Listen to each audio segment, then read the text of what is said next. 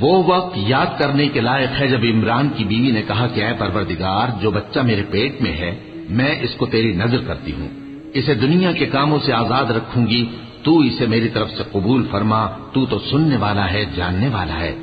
پھر جب ان کے ہاں بچہ پیدا ہوا تو کہنے لگی کہ پروردگار، میرے تو لڑکی ہوئی ہے، جبکہ اللہ خوب جانتا تھا جو ان کے ہاں ولادت ہوئی تھی، اور نہ ہوتا لڑکا مانند اس لڑکی کے۔